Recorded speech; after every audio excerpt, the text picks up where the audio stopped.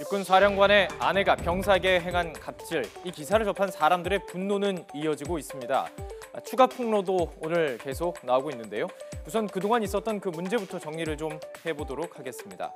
어제 가장 충격적이었던 폭로, 군대판 머슴이다 이렇게 불리는 전자팔찌 부분이었죠. 어떤 내용인지 다시 들어보시죠.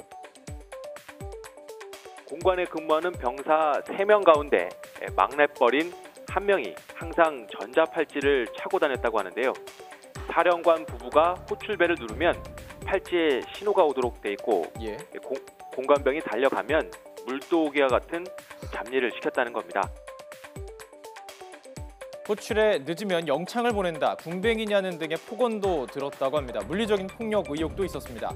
박 사령관 아내가 아들의 간식으로 부침개, 그러니까 전을 준비하라고 지시했지만 이를 지키지 못하자 병사의 얼굴에 전을 집어던진 적도 있다는 주장입니다. 이외에도 소파에 떨어진 발톱을 주어라, 휴가 나온 아들 빨래를 빨아라, 또 화분을 관리하라는 등 도관 없는 지시가 이어졌는데요. 오늘 추가 폭로가 이어졌습니다. 들어보시죠. 화분 같은 거요. 키우는 것들. 예. 네.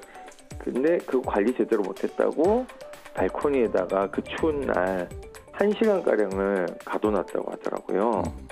이거는 저는 반려견들한테 이렇게 하면 동물학대로 처벌받습니다. 근데 도대체 사람인 그 공간을 관리하러 온, 공무를 하러 온 병사입니다. 그렇죠. 사실상. 자, 여기서 끝이 아닙니다. 박찬주 대장이 직접 저지른 갑질도 언급이 되고 있습니다.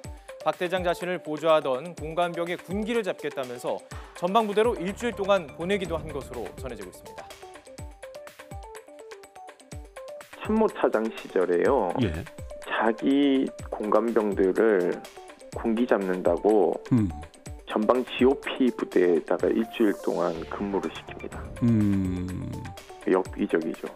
일주일 동안 너희들 거기 가서 좀 겪어보고 와 이렇게.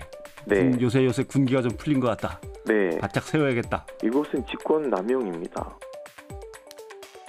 물론 상관의 지시로 부대 안에서 보직을 옮길 수는 있지만 군기를 목적으로 아예 다른 부대인 최전방으로 보내고 그것도 일주일만 보낸다. 이것은 GOP 부대에도 부정적인 영향을 끼칠 수 있겠죠. 박 사령관 측의 해명도 있었습니다. 전자팔찌에 대해서 손님 방문 때 편의성과 알림 목적으로 딱 3차례 사용한 적은 있지만 이 전자팔찌를 공관병에게 손목에 착용하게 하지는 않았다 이렇게 반박하기도 했습니다. 박 사령관은 그제 오후 전역 지원서를 제출한 상태지만 정치권도 이 문제를 심각하게 받아들이면서 사태는 커질 것으로 보입니다. 아들 건강하게 잘 키워서 군대 보낸 부모가 죄인입니까? 이러한 행태는 자식을 군대에 보낸 부모들의 마음에 대못을 박는 작태입니다. 같은 부모의 한 사람으로서 분노하지 않을 수 없습니다. 악취나는 군내 적폐를 청산하기 위해서는 그 누구도 예외일 수 없습니다. 해당 사령관이 전역 지원서를 냈다고 하지만 철저하게 감사하고 그에 따른 책임을 묻는 과정이 반드시 뒤따라야 할 것입니다. 이번 기회에 지휘관이 병사를 하인 부리듯 하는 노예사병 악습이 추가로 없었는지에 대한 전수조사를 촉구합니다.